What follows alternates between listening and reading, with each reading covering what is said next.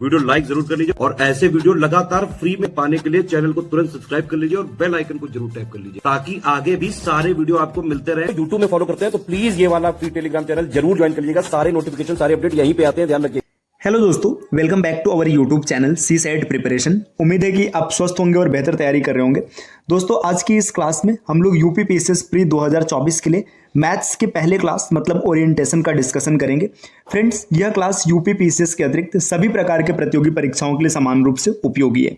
तो ये पहली क्लास है, आप वीडियो को देखिएगा, बहुत ही इंपॉर्टेंट है क्योंकि इसमें आपको समझ में आएगा कि हमें मैथ्स किस प्रकार से पढ़ना चाहिए। ठीक, और दोस्तों आपको पहले ही बता दें कि जैसे कि हम लोगों की क्लास में रीजनिंग और इंग्लिश, रीजनिंग की 90 डेज स्ट्रेटेजी एंड इंग्लिश की 75 डेज स्ट्रेटेजी पहले से ही चल रही है, जो कि यूपी पीसीएस आरओ इन सभी प्रतियोगी परीक्षाओं के लिए महत्वपूर्ण है। आप अच्छी खासी प्रैक्टिस करेंगे तो चीजें बेहतर अपने आप होती चली जाएंगी, है ना। टीम के पेड कोर्सेज से जुड़ना चाहते हैं तो यहाँ पे कुछ नंबर्स दिए गए, आप इन नंबर पे कॉल कर सकते हैं। कॉल करके पेड कोर्स से जुड़ने की प्रक्रिया समझ सकते हैं। ये ज्ञान सर का व्हाट्सएप नंबर है, आप यहाँ से व्हाट्सएप के माध्यम से भी जानकारी प्राप्त कर सकते हैं। फ्रेंड्स, आपको पता होगा कि यूपी पीसीएस की तैयारी या फिर किसी भी एग्जाम की तैयारी एक लंबी जर्नी होती है और उस जर्नी में आपको एक मेंटर की आवश्यकता होती है जो आपको अच्छे से गाइड कर सके, आपको डीमोटिवेट होने से बचा सके, आपके अंदर एक ऊर्जा का निर्माण कर सके जिससे आप लंबे समय तक अपने इस तैयारी के दौर में बने रह सके। तो इसके लिए आपको एक मेंटर की आवश्यकता होती है। यहाँ से आपको ये सब व्यवस्थाएं आसानी से मिल जाएंगी, साथ में आपको भटकना नहीं पड़ेगा, चीजें आपको आसानी से उपलब्ध हो जाएंगी। तो चलिए बढ़ते हैं आगे अपने क्लास की ओर। देखिए, अगर हम लोग बात करेंगे मैथ्स की ना, तो देखिए मैथ्स लगभग सभी प्रतियोगी परीक्षाओं में देखने के लिए मिलता है, कुछ ना कुछ पोर्शन होता है। अब मैथ्स की बात करेंगे तो मैथ्स पहले है क्या, है ना। किसी भी सब्जेक्ट को पढ़ने से पहले उसे समझना बहुत जरूरी है। अगर मैथ्स की बात करेंगे, इसमें सिर्फ दो चीज चलता है, कैलकुलेशन और दूसरा कॉन्सेप्ट, है ना। आपने छोटे क्लासेस में देखा होगा, कई बार हम लोगों को फार्मूला याद होता था फिर भी हमारे क्वेश्चंस गलत हो जाते थे। क्यों गलत होते थे भाई? वहां पे कैलकुलेशन की त्रुटि हुआ करती थी, है ना। तो आज के समय में अगर एंट्रेंस एग्जाम में देखेंगे तो भी यही चलता है। कई बार आपने देखा होगा पेपर में सिली मिस्टेक्स होते हैं, मतलब बहुत ही ऐसी गलतियां जो होनी नहीं चाहिए, लेकिन हम लोग जानबूझ करके उसको अनजाने में समझे, जानबूझ कर नहीं, अनजाने में क्या होता है, छोटी छोटी गलतियां हो जाती है ना। अब वो कमी कहाँ पे छोटी रहती है, हम लोग कैलकुलेशन पे विशेष काम नहीं करते।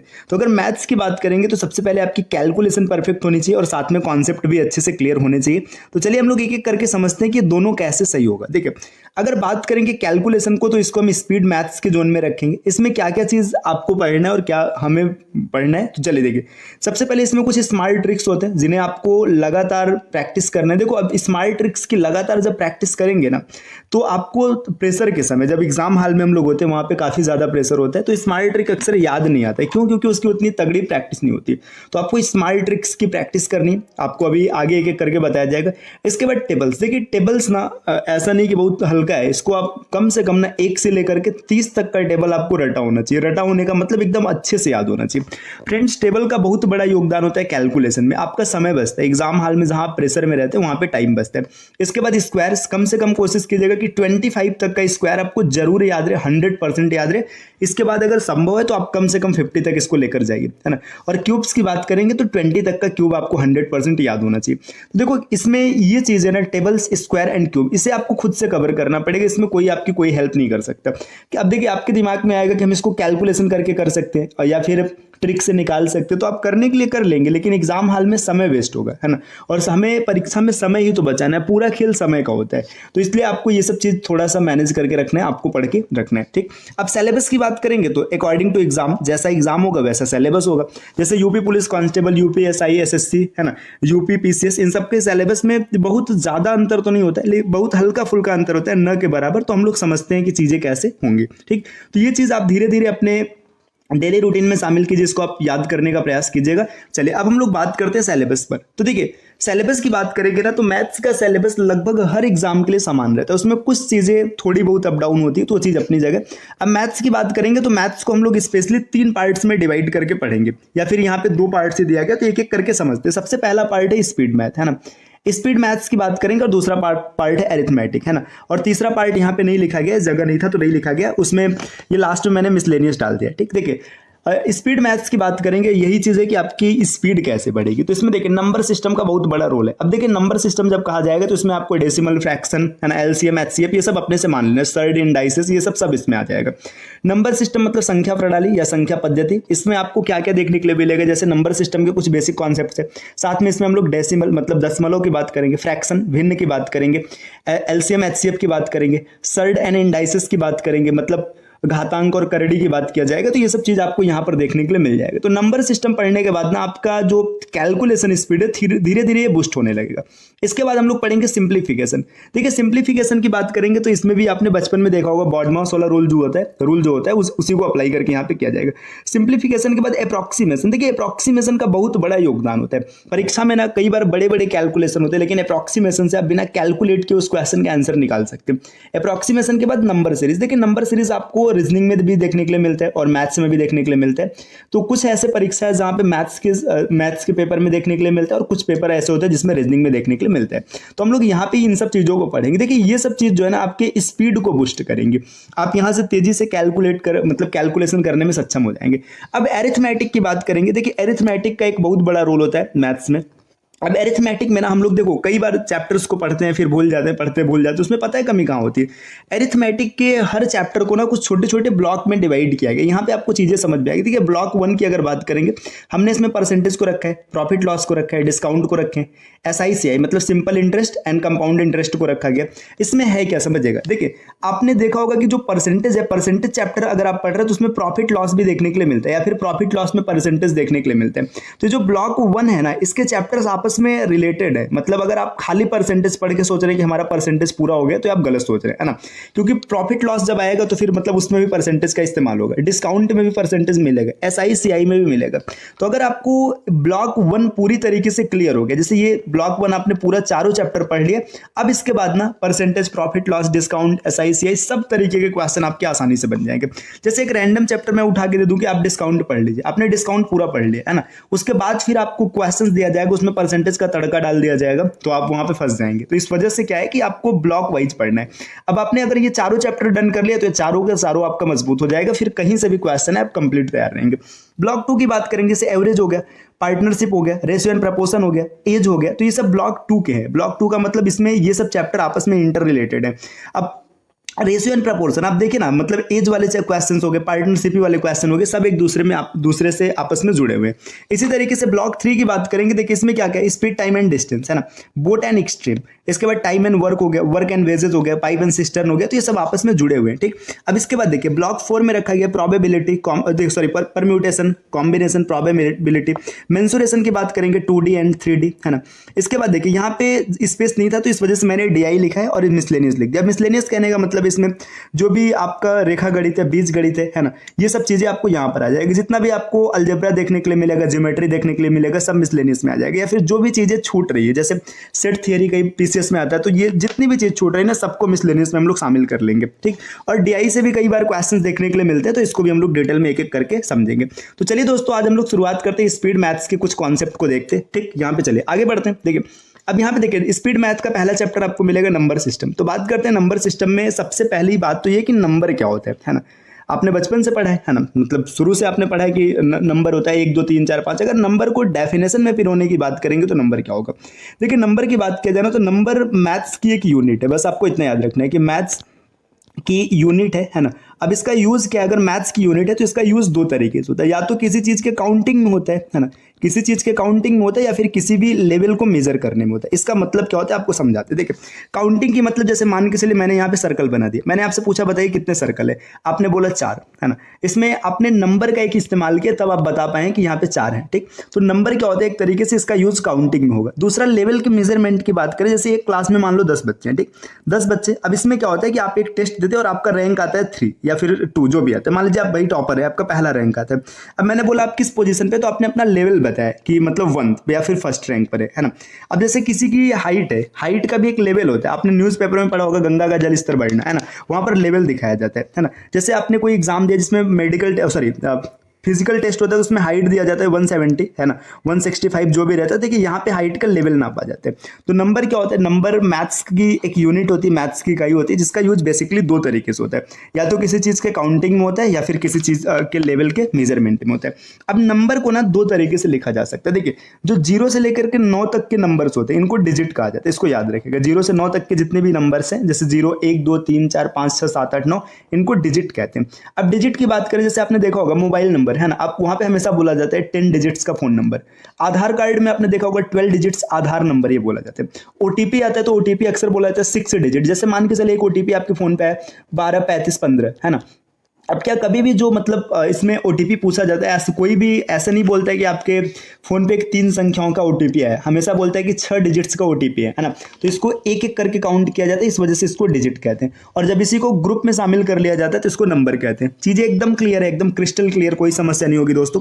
अगर सबको समझ में आ रहा है, एकदम स्पष्ट है, तो एक लाइक करके वीडियो में आगे बढ़िएगा। ठीक, अब देखिए हम लोग आगे बढ़ते हैं। देखिए यहाँ पे बात करेंगे नंबर्स के क्लासिफिकेशन की। तो देखिए ये जो क्लासिफिकेशन का चार्ट यहाँ पे दिख रहा है, ऐसा नहीं कि आपको हर बुक में ऐसा ही दिखेगा। देखिए क्लासिफिकेशन करने का अलग अलग तरीका अलग अलग पुस्तकों में आपको देखने के लिए मिलेगा। यहाँ पे मैंने एक बेस उठाया, अगर आपको कहीं पर कुछ अलग मिलता है तो आपको परेशान या कंफ्यूज होने की जरूरत नहीं है। तो देखिए यहाँ पे नंबर्स की बात करेंगे तो नंबर बेसिकली दो तरीके से डिवाइड किया गया। एक है रियल नंबर, इसको हिंदी में कहेंगे वास्तविक संख्याएं, और दूसरा है इमेजिनरी नंबर, हिंदी में कहेंगे काल्पनिक संख्याएं। देखिए रियल नंबर और इमेजिनरी नंबर के डेफिनेशन की अगर बात करेंगे तो डेफिनेशन आप सीधा से इतना याद रख सकते हैं कि कोई भी ऐसी संख्या जिसे नंबर लाइन पे रिप्रेजेंट किया जा सकता है उसको रियल नंबर कहते हैं। ये नंबर लाइन मतलब जो संख्या रेखा होता है उस पर प्रदर्शित किया जा सकता है। और इमेजिनरी नंबर क्या होता है, जिसको नंबर लाइन पर रिप्रेजेंट नहीं किया जा सकता है। ठीक, अब रियल नंबर की बात करेंगे तो इसको दो पार्ट्स में डिवाइड किया गया है ना, पहले रेशनल और फिर बाद में इरेशनल। देखिए रेशनल और इरेशनल इसकी कहानी हम लोग अलग से समझेंगे ना, इसको एकदम अलग से डिस्कस करेंगे तो चीजें एकदम क्लियर हो जाएगा। अब देखिए रेशनल को मैंने दो पार्ट्स में डिवाइड किया, प्राइम मतलब अभाज्य, कंपोजिट मतलब भाज्य। ठीक, अब यहाँ पे कंपोजिट में इवन, ऑड, होल, नेचुरल सब देखने के लिए मिलेगा। तो ये सब खाली एक फॉर्मेलिटी है ना, इसमें एक एक करके हम लोग चीजों को समझते हैं कि नंबर्स आपको किस प्रकार से देखने के लिए मिलेंगे। चलिए आते हैं नेक्स्ट स्लाइड पर। देखिए अगले स्लाइड पर अब एक एक पॉइंट्स को हम लोग खुद से समझते हुए चलते हैं। अब हम लोग बात करेंगे सबसे पहले प्राइम नंबर की। प्राइम नंबर मतलब अभाज्य संख्या। अगर प्राइम की बात करेंगे इसको हिंदी में कहते हैं अभाज्य संख्या। देखिए अभाज्य संख्या क्या होता है अगर बात किया जाए तो आपने बचपन में डेफिनेशन जरूर पढ़ा होगा है ना, कि कोई भी ऐसी संख्या जो या तो एक से कटे या तो स्वयं से कटे उसको अभाज्य संख्या कहते हैं। वो एक डेफिनेशन है, ठीक है, कोई बात नहीं है ना। अब कई बार क्वेश्चन चेक करने के लिए आपको ऐसे मिल जाता है तो इसको याद रखिएगा। देखिए यहाँ पे सबसे पहले पॉइंट आप क्या याद रखिएगा। देखिए पहला पॉइंट ये है कि जो मूल डेफिनेशन आपने पढ़ा जो या तो एक से विभाज्य हो या फिर स्वयं से विभाज्य। एक ही डेफिनेशन आपने ये पढ़ा है, ठीक, कोई दिक्कत नहीं। दूसरा डेफिनेशन देखिएगा, कोई भी ऐसी संख्या मतलब मान के चलिए कोई भी एक संख्या x है ना, अगर हम इसका वर्ग करेंगे है ना, इसका जब वर्ग किया जाएगा तो इसके सिर्फ 3 फैक्टर होंगे है ना। ये पॉइंट इस पर यूपीएससी में क्वेश्चन आ चुका है, यूपीएससी के अतिरिक्त यूपी पीसीएस में भी आ चुका है कि कोई भी ऐसा नंबर होगा है ना जिसके मतलब देखिए क्या होगा कि आपने एक नंबर लिया, जैसे इमेजिन करें मैं लिख रहा हूँ 5, मैं यहाँ पे समझाने के लिए लिख रहा हूँ, मैंने लिखा 5 है ना। अब हम 5 का अगर स्क्वायर कर दे तो 5 का स्क्वायर कितना हो जाएगा, 25 हो जाएगा है ना। अब 25 होने का मतलब क्या, देखिए इसके फैक्टर्स आपको मिलेंगे 1, 5 और 25, तो इसके 3 फैक्टर मिले। तो यही चीज यहाँ पे डेफिनेशन में कई बार आ जाता है कि कोई भी ऐसा नंबर जिसके वर्ग के सिर्फ 3 फैक्टर होते हैं उसको हम लोग प्राइम नंबर कहते हैं। ठीक, अब प्राइम नंबर की बात करेंगे तो और क्या इससे डेटा आपको मिल सकता है पेपर में। देखिए 1 से लेकर के 100 तक की अगर बात करेंगे तो 1 से 100 तक में कुल प्राइम नंबर की संख्या होती है 25। ठीक, इसको याद रखिएगा। 1 से 100 तक की अगर बात करेंगे तो उसमें अभाज्य संख्याओं की संख्या 25 है ना। 1 से अगर 50 तक की बात करेंगे तो इसमें अभाज्य संख्याओं की संख्या है 15, और 51 से 100 तक की बात करेंगे तो अभाज्य संख्याओं की संख्या है 10। ठीक, तो ये भी चीज आपको अच्छे समझ में आ रहा होगा कि प्राइम नंबर्स के बारे में क्या क्या डेटा। देखिए सबसे पहले अभाज्य संख्या जो या तो 1 से कटे या तो स्वयं से कटे उसको अभाज्य संख्या कहते हैं है ना। दूसरा डेफिनेशन आप ऐसे लिख सकते हैं, कोई भी संख्या जिसके वर्ग के सिर्फ 3 फैक्टर होते हैं। मैंने यहाँ पे एक एग्जांपल समझा दिया, आप और भी देख सकते हैं। जैसे 3 एक अभाज्य संख्या है ना, तो 3 के वर्ग 3 का स्क्वायर कीजिएगा, 3 का स्क्वायर 9, देखिए 1, 3 और 9, इसके सिर्फ 3 फैक्टर मिलेंगे, इसके अतिरिक्त और कोई फैक्टर नहीं मिलेगा। ठीक, ये डेफिनेशन मेरा। 1 से 100 तक की बात करेंगे अभाज्य संख्याओं की संख्या 25 है ना। 1 से 50 तक की बात करेंगे तो 15, और 51 से 100 तक की बात करेंगे तो 10। ठीक, इतनी चीजें आपको एकदम अच्छे से क्लियर हो गई होंगी। चलिए आते हैं नेक्स्ट अगले स्लाइड पर। देखिए अगले स्लाइड पर क्या डेटा है। अब 1 से 100 तक की बात करेंगे तो अभाज्य संख्याएं आपको मिलती हैं 25। ये कैसे मिलती है इसकी बात करते हैं। देखिए यहाँ पे अगर हम एक कोड लिखना, देखिए 44 22, ये रुकेगा 44 22 322 और 321। इसका मतलब क्या है ना, 44, 22, 322, 321, इसका मतलब क्या है? तो देखिए इसका मतलब समझिएगा, यहाँ पे 44 मतलब 1 से 10 तक की बात करेंगे तो इसमें आपको 4 अभाज्य संख्या देखने के लिए मिलेगा, 2, 3, 5 और 7। ठीक, इसके बाद देखिए दूसरे की बात करेंगे तो 11 से 20 तक का, 11 से 20 तक मतलब देखिए अभाज्य संख्या क्या क्या, 11 है ना।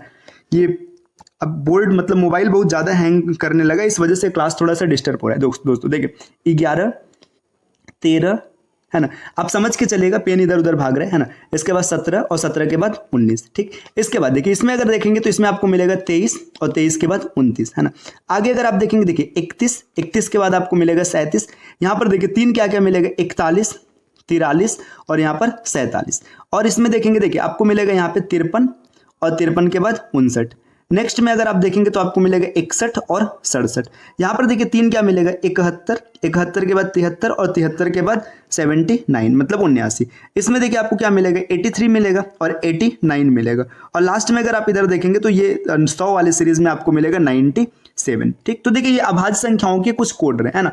अब इससे क्या फायदा है, जैसे मान के चलिए कभी पेपर में ऐसा पूछ ले कि बताइए, देखिए ये 10 तक की बात करता है, ये 20 तक की करता है, ये 30 तक की करता है, यहाँ 40, यहाँ पर 50, ये 60, 70, 80, ये 90 और यहाँ पे 100 तक।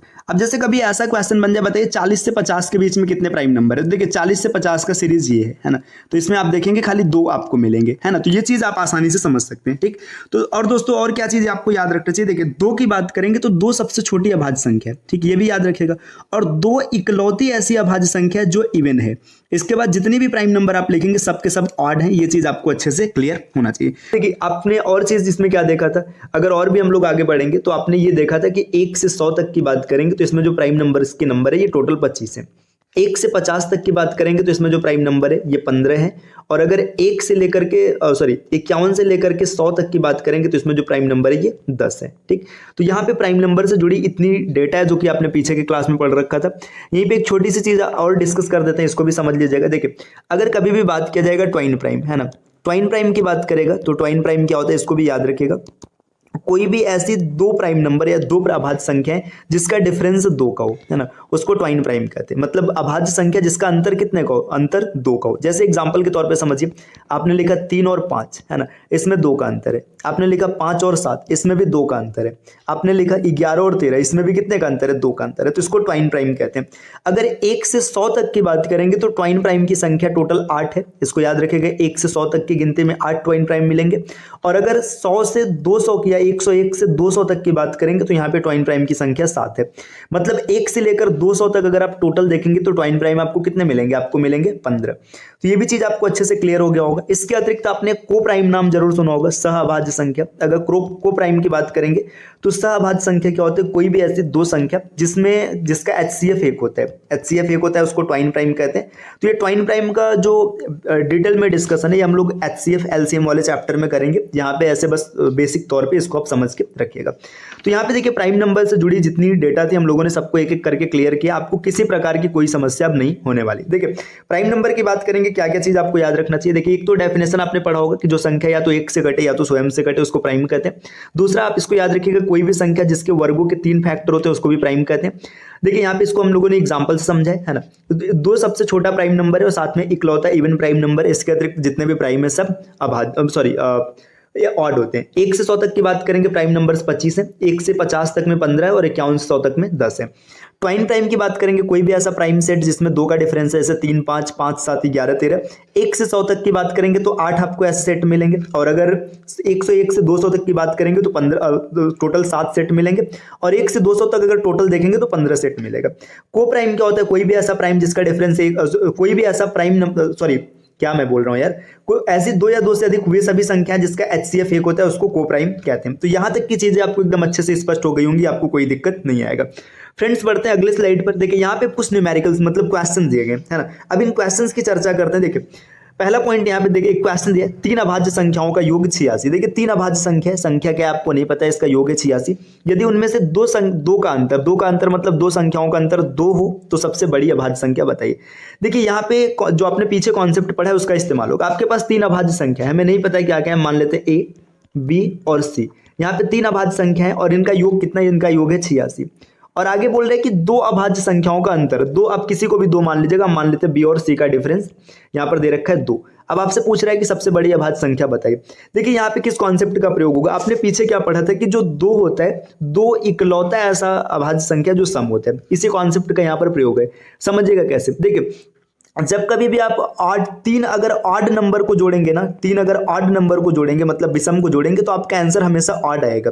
अब यहाँ पे तीन अभाज्य संख्याओं को जोड़ा गया, तीन अभाज्य संख्याओं को जोड़ा गया और आंसर इवन आ रहा है, इसका मतलब कि इसमें कोई ना कोई एक सम संख्या जरूर जुड़ी है। जैसे एक छोटा सा एग्जांपल समझाते हैं, मैं तीन ऑड नंबर लिखता हूँ कोई भी, जैसे देखो 5, 7 और 9 तीनों ऑड है ना, आप इसको जोड़ेगा तो इसका आंसर ऑड ही आएगा, है ना। आप जोड़ के चेक कर लीजिए, 7, 5, 12 और 9, 21।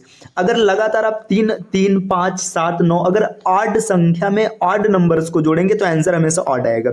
अब तीन अभाज्य संख्याओं को जोड़ा गया, आंसर इवन आ रहा है, इसका मतलब पता है क्या, इसमें कोई ना कोई एक ऐसी संख्या है जो कि इवन होगी। तो अब देखिए सबसे छोटी इवन संख्या, या फिर आप ऐसे समझिएगा कि कोई भी जो प्राइम नंबर है उसमें दो इकलौती ऐसी संख्या जो इवन है, तो एक को आप दो मानेंगे, तो मैंने ए को 2 मान लिया। जैसे ए को 2 मान लिया तो ये इधर प्लस इधर आएगा, क्या हो जाएगा, माइनस हो जाएगा। तो आपको पता चल गया बी प्लस सी बराबर कितना है 84, क्योंकि ये माइनस हो जाएगा, और बी माइनस सी बराबर कितना है 2 है। अब यहाँ पे पूछ रहा है सबसे बड़ी प्राइम संख्या, तो आप निकाल लीजिएगा 2b बराबर आपको कितना मिल जाएगा 86, और इसको कैलकुलेट करेंगे तो b की वैल्यू आपको मिलेगी 43। तो जो सबसे बड़ी अभाज्य संख्या वो कितनी हो जाएगी, 43 हो जाएगी। आप आसानी से निकाल लेंगे, आपको किसी प्रकार की कोई समस्या नहीं आएगी। फ्रेंड्स इसी प्रकार अगले स्लाइड पर एक क्वेश्चन और दिया, देखिए तीन अभाज्य संख्याओं का योग 142 है। तीन अभाज्य संख्या मान लीजिएगा a प्लस बी और प्लस सी, इसका योग है 142, है ना। इसके बाद बोल रहे हैं कि दो का अंतर 54 है, मतलब b माइनस सी बराबर कितना है 54 है। अब आपसे पूछ रहे हैं कि तीनों प्राइम नंबर बताइए, है ना, तीनों संख्याएं क्या होंगी। तो देखिए सबसे पहले अगर हम बात करेंगे, देखिए ये आंसर इवन आ रहा है तो सीधी सी बात है कि एक प्राइम नंबर तो आपका 2 हो जाएगा, a की वैल्यू 2 आ गई। अब जैसे ही a को 2 लिखेंगे तो ये 140 हो जाएगा। देखो अब कभी भी ऐसा प्रश्न दिखेगा ना कि तीन अभाज्य संख्याओं का आंसर सम आएगा, तो आपको डायरेक्टली 2 को लिखना है, इसमें से 2 माइनस कर देना। b माइनस सी की वैल्यू, अब इसको देखो जब ऐड करेंगे तो 2b की वैल्यू आपको मिल जाएगी यहाँ पर 194, और इसको जब कैलकुलेट करेंगे तो इसको कैलकुलेट करने पर b की वैल्यू मिलेगी 97, है ना। b की वैल्यू 97 है, आप 97 यहाँ पर रख लीजिएगा, इसको जब ट्रांसफर करेंगे तो आपको मिल जाएगा c बराबर 43। देखिए ये तीनों अभाज्य संख्याएं रही, आप आसानी से निकाल लिए। एक छोटा सा क्वेश्चन आपके लिए रखते हैं ना, आप इस क्वेश्चन को ट्राई कीजिएगा और इसका आंसर क्या आएगा सही से कमेंट कीजिएगा, ठीक। यहाँ पे हम एक क्वेश्चन लिख देते हैं, रुके पहले इस बोर्ड को पूरा क्लियर कर लें, है ना। मान लीजिएगा कि तीन प्राइम नंबर से आपके पास कोई भी नंबर है ना, मान लीजिएगा a प्लस बी प्लस सी, है ना। इसकी जो वैल्यू है a प्लस बी प्लस सी की वैल्यू मान के चलिए यहाँ पे रुके सेट करके रखें, ताकि आंसर आपका आसानी से बन जाए। ऐसा ना हो कि आंसर मैच ही नहीं कर रहे हैं, है ना।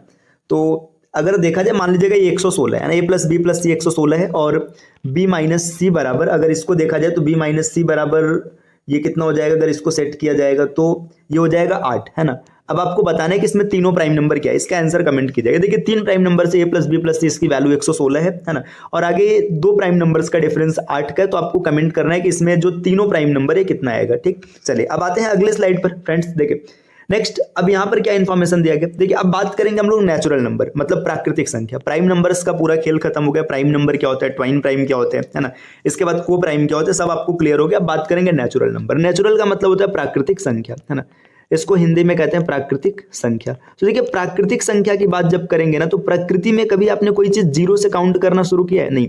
आप अपने आसपास देखिए ना, आपकी काउंटिंग कहाँ से शुरू होती है, 1 से। कोई भी चीज, जैसे आप अपने फिंगर्स को काउंट कर रहे हैं, पेन कॉपी, किसी भी चीज को, आदमी को, पेड़ पौधे, कुछ भी काउंट कर रहे हैं, तो आपकी काउंटिंग हमेशा 1 से प्रारंभ होती है। क्या प्रकृति में आपने कभी ऐसा स्टार्ट किया कि 0 फिर 1 2 3 4, अगर ऐसे करेंगे तो भाई आपका एक आंसर कम ही आएगा, है ना। तो अगर प्राकृतिक संख्या की बात करेंगे तो प्रकृति में आपने देखा है काउंटिंग हमेशा 1 से स्टार्ट होता है। तो याद रखिएगा जो 1 से स्टार्ट होने वाली संख्या, मतलब 1 2 3 डॉट डॉट डॉट, ये मतलब कहीं तक भी जाए, जो संख्या 1 से प्रारंभ होती है उसको प्राकृतिक संख्या कहते हैं। बस इतनी सी बात याद रखनी, 1 से प्रारंभ होने वाली संख्याओं को प्राकृतिक संख्या कहते हैं। अब प्राकृतिक संख्या से जुड़े कुछ फार्मूले, अगर आपसे कभी पूछ ले कि प्रथम n प्राकृतिक संख्याओं का योग, प्रथम n प्राकृतिक संख्याओं का योग, मतलब sum of first n natural number, तो इसका सीधा सीधा फार्मूला होता है n ब्रैकेट में n प्लस 1/2। ये प्रथम n प्राकृतिक संख्याओं का योग है। अब अगर यहीं से आपसे पूछ ले कि प्रथम n प्राकृतिक संख्याओं का औसत, अगर योग न पूछ करके औसत निकालने के लिए बोल दे, तो औसत का फार्मूला होता है n प्लस 1/2। देखिए यहाँ पे दो फार्मूले, इस फार्मूले से कई क्वेश्चंस बनेंगे। प्रथम n प्राकृतिक संख्याओं का योग n ब्रैकेट में n+1/2 और औसत इज इक्वल टू n+1/2। अब कुछ क्वेश्चंस की चर्चा करते हैं ताकि आपको चीजें अच्छे से क्लियर हो जाए। देखिए इस चीज को याद रखिएगा फार्मूले को। देखिए यहाँ पर अगले स्लाइड पर क्या इन्फॉर्मेशन दिया गया, देखिए यहाँ पे कुछ क्वेश्चन है, ये सब देखिए 1 2 3 4 ऐसे लिखा है, 10 तक को जोड़ना है। अगर आप इन सबको जोड़ेंगे ना तो आप चाहे तो फार्मूले से जोड़ लीजिए, चाहे बेसिक से जोड़ लीजिए। देखिए अगर बेसिक से जोड़ना है तो आप क्या करेंगे, 1 2 3 4 5 6 7 8 9 10। देखिए यहाँ पे आप जोड़ सकते हैं 2 1 3 3 6 4 10 5 15 6 21 7 28 8 36 और 9 45 10 55। इसका आंसर 55 आएगा। अच्छा इसको फार्मूले से भी चेक करते हैं कि 55 आएगा। देखिए n ब्रैकेट में n+1/2, n की वैल्यू कितनी है 10 है, आप 10 रख दीजिएगा। 10 और 1 कितना हो जाएगा 11 और बट्टे में 2। इसको जब काटेंगे तो यहाँ पे 5 आ जाएगी, 11 5 55। हम ऐसे भी जोड़ सकते हैं और ऐसे भी जोड़ सकते हैं, तो क्या आवश्यकता पड़ी फार्मूले की, मतलब कौन सी जरूरत है भाई फार्मूला, हम ऐसे ही जोड़ लेंगे, है ना। ये जोड़ हमको बचपन से आता है, हमने सीख रखा है अच्छे से, काफी मेहनत किया पीछे की क्लास में। लेकिन असली जरूरत कहाँ पे, जैसे अब इस क्वेश्चन को देखो, ये 50 तक है। अब क्या आप पेपर में बैठ के ऐसे लिखेंगे क्या 1 + 2 + 3 50 तक लिखेंगे, है ना। एक क्वेश्चन करेंगे पूरा पेपर खत्म हो जाएगा, 2 नंबर आएगा, है ना। तो ऐसा नहीं करना है, आपको फार्मूले पर ध्यान देना। देखिए फार्मूला कैसे अप्लाई करेंगे, n ब्रैकेट में n+1/2, है ना। तो अब n की वैल्यू है 50, है ना, और 50 और 1 कितना हो जाएगा 51 और बट्टे में 2। अब इसको काट दीजिएगा, काटेंगे तो 25 आ जाएगा, है ना। अब इसका मल्टीप्लाई करना है, 25 का मल्टीप्लाई 51 से करना है। अगर 25 का मल्टीप्लाई 51 से करेंगे तो 1275 आएगा, है ना। अब एक कैलकुलेशन कैसे एकदम तेज होगा, अब ऐसा नहीं कि भाई इसका आंसर रटा रटा, है ना। ये सब एक कैलकुलेशन के लॉजिक पर सेट होते हैं। अगर आपको भी वो लॉजिक समझ में आएगा तो फिर आप आसानी से इसको कर पाएंगे। जैसे देखिए अच्छा ये कैसे तेजी से पता चला, इसकी चर्चा करते हैं। देखिए समझिएगा, जो 25 है ना, अगर 25 में हम 4 से गुणा करा दे, 25 में 4 से गुणा करा दे तो 100 बन जाएगा। ठीक समझिएगा, 100 बन जाएगा। कहानी समझ में आ रही है ना, 25 चौका 100 होता है। अगर ये 52 होता, ऐसे समझिए 52 होता, तो 52 होता तो 4 इसमें से निकाल देते तो ये 13 बचता और यहाँ पे 100 हो जाता, 1300 आंसर आता। लेकिन क्या ये 52 नहीं, 52 से 1 कम है, मतलब 25 का एक जोड़ा कम है। तो हमने 1300 में से 25 का एक जोड़ा कम कर दिया, 1275। ये विजुलाइज करके तुरंत आंसर सेट कर दिया गया। तो ये सब तरीका आप भी सीखेंगे। चलिए आते हैं अगले स्लाइड पर। देखिए अब इस कॉन्सेप्ट का प्रयोग देखिए यहां पर भी होगा। जैसे मान के चलिए 1 से नहीं शुरू है ना, ये शुरू कहां से 21 से, लेकिन इसी कॉन्सेप्ट का प्रयोग होगा। कैसे होगा आप समझिएगा। देखिए संख्या 21 से शुरू है ना। अब बचपन में आपने घटाने का एक ट्रिक सीखा। जैसे शुरू में जब हम लोग दूसरी तीसरी क्लास में थे तो टीचर घटाना कैसे सिखाते थे। जैसे मान लीजिए आपको 10 में से 5 घटाना है, तो अक्सर आपने ऐसे सीखा होगा कि ऐसे टीचर बोलते थे पहले 10 लाइन का खींचिए, है ना, या फिंगर्स पे 10 काउंट कराते थे, है ना। मान लीजिए यहाँ पे आपने 10 लाइन खींच लिया, फिर बोलते थे कि इसमें से 5 को कैंसिल कर दो, है ना। जैसे आप 5 को कैंसिल करते थे तो आपका आंसर 5 आता था। ये तरीका बचपन में टीचर्स ने सिखाया था, है ना। या फिर फिंगर्स की काउंटिंग, या फिर अलग अलग प्रकार से सबके सीखने का तरीका अलग अलग रहा है, आपने भी सीखा होगा। ठीक, तो अब देखिए इसी कॉन्सेप्ट का प्रयोग हम लोग यहाँ पर इस क्वेश्चन में करेंगे। इस कॉन्सेप्ट का प्रयोग कैसे करेंगे, देखिए आपको 21 से 60 तक का कैलकुलेशन करना है। मतलब 21 से 60 तक को जोड़ेंगे तो कितना आएगा हमें नहीं पता है, लेकिन एक चीज तो पता है ना कि आप 1 से 60 तक को जोड़ सकते हैं। 1 से 60 तक को जोड़ सकते हैं, जोड़ लीजिएगा।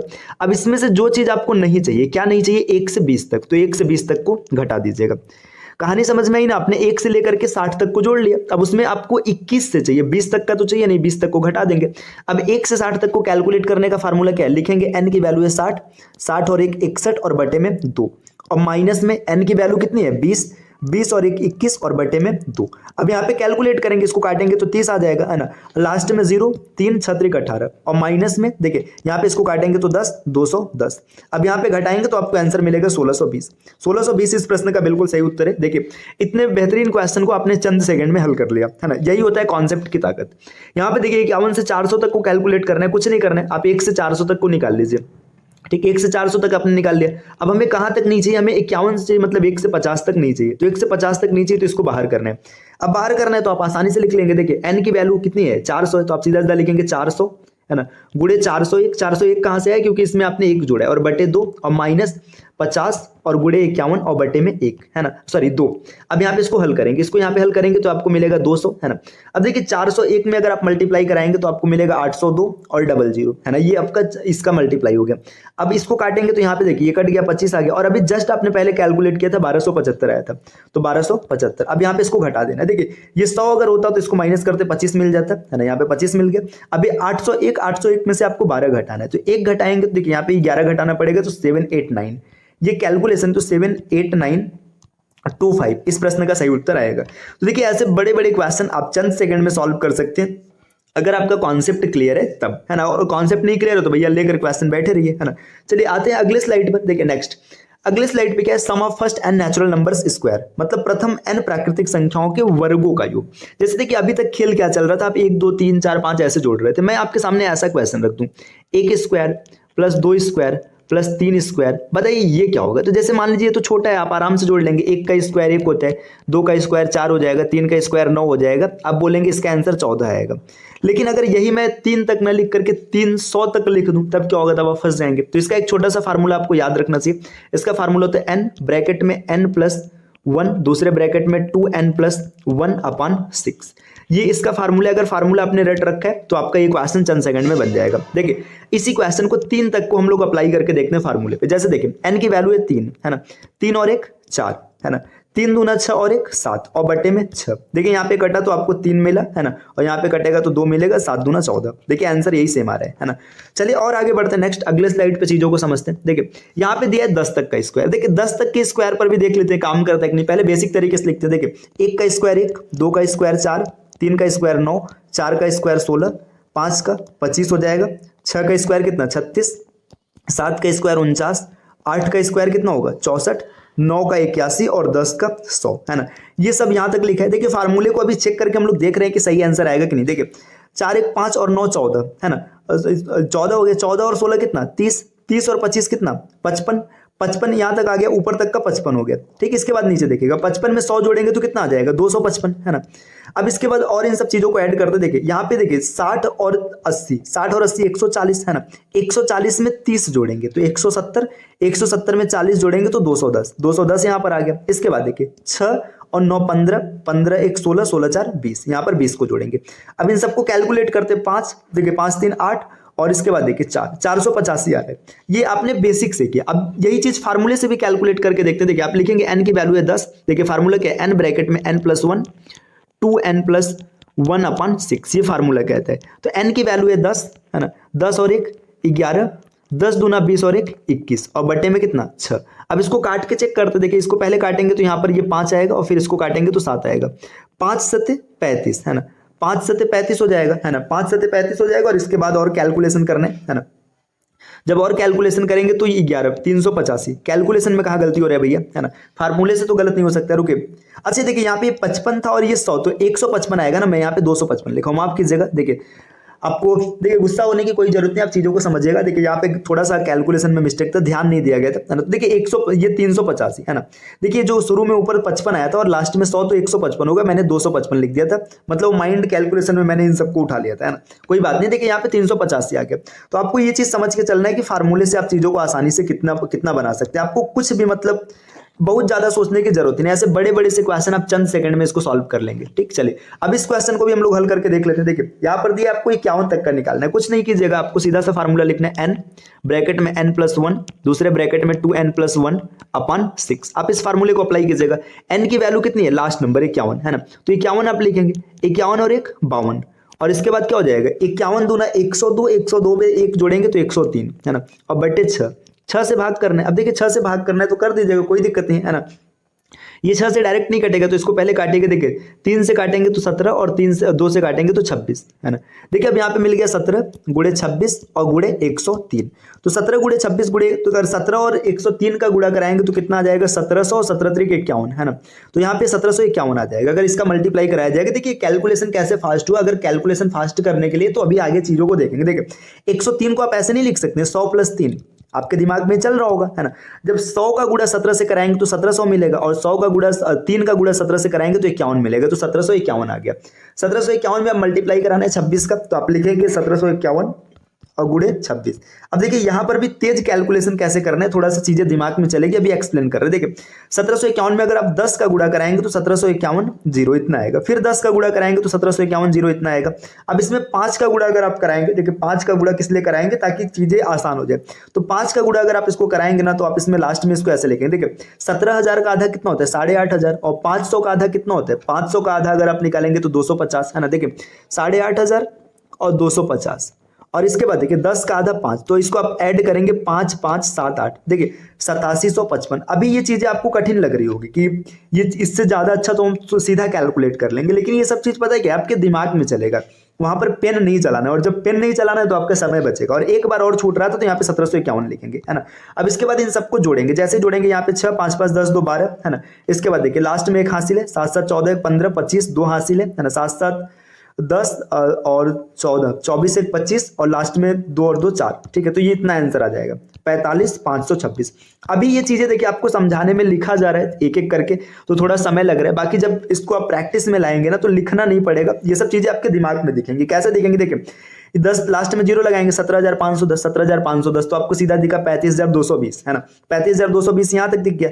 इसके बाद क्या होगा, देखिए ये 8755 ऐड करेंगे, है ना। तो चीजें आपको एक एक करके दिखती चलेंगी। चलिए और आगे बढ़ते हैं नेक्स्ट स्लाइड पे। देखिए अगले स्लाइड पे क्या देखिए, अब यहाँ पे मान के चलिए ना स्क्वायर ना हो, आपके सामने क्यूब लिखा हो। क्यूब का मतलब जैसे देखिए 1 cube plus 2 cube plus 3 cube, ऐसे क्यूब लिखा हो तब आप क्या करेंगे, तो इसका सीधा सा फार्मूला है n ब्रैकेट में n प्लस 1/2 और इस पूरे का करना है स्क्वायर।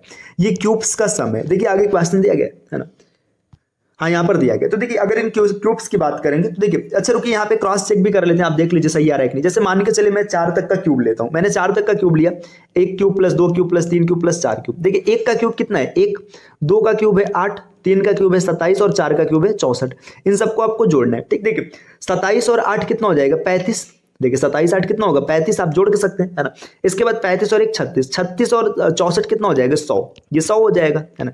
आंसर 100 आ गया। अब इस फार्मूले को अप्लाई करके चेक करते हैं सही होता है कि नहीं। देखिए n की वैल्यू है 4, है ना, 4 और 1 5 और बटे 2 और इस पूरे का स्क्वायर, 5 चौका 20, 20 का आधा 10, 10 का स्क्वायर कितना होगा 100। देखिए फार्मूला काम कर रहे हैं, है ना। अब यहाँ पर हम लोग आते हैं इन क्वेश्चंस पे। देखिए अब यहाँ पर इस क्वेश्चन में आपको बताना है कि 10 तक का सम कितना होगा। देखिए फार्मूला सीधा सीधा n ब्रैकेट में n प्लस 1/2 और इस पूरे का होल स्क्वायर। n की वैल्यू है 10, 10 और 1 11 और बटे में 2 इसका स्क्वायर। इसको कैलकुलेट करेंगे 5 मतलब 55 मिलेगा। अब 55 का स्क्वायर करना है तो 55 का स्क्वायर 30 25 होगा, तो 10 तक के वर्गों का सम 30 25 आपको मिलेगा। अब देखिए यही क्वेश्चन यहाँ पर 5 से शुरू है। अब वही पीछे वाला कॉन्सेप्ट इस्तेमाल कीजिए, कुछ नहीं करना है, आप 1 से 20 तक का जोड़ लीजिएगा और इसमें से माइनस कर दीजिएगा 1 से 4 तक को। क्यों 4 तक, क्योंकि 5 से तो हमको चाहिए ही चाहिए, तो कुछ नहीं आप आसानी से कर लेंगे। देखिए कैसे करना है, 1 से 20 तक का करना है तो आप पहले लिखेंगे, देखिए इस साइड में लिख रहे हैं 20 और 1 21 और बटे में 2 और इस पूरे का स्क्वायर और माइनस देखिए 4 गुणे 5 और बटे में 2 और इस पूरे का स्क्वायर, ठीक। कुछ नहीं करना, देखिए इसको काटेगा मिलेगा 10, 210 हो जाएगा, 210 का स्क्वायर करेंगे तो 441 00, ये इतना आ जाएगा और माइनस में यहाँ पर मिलेगा 100, है ना। इसको कैलकुलेट करेंगे तो 44,000 इस प्रश्न का बिल्कुल सही उत्तर बन जाएगा। आते हैं अगले स्लाइड पर। नेक्स्ट देखिए अगले स्लाइड पे क्या इन्फॉर्मेशन है। अब यहाँ पे डेटा दिया है होल नंबर।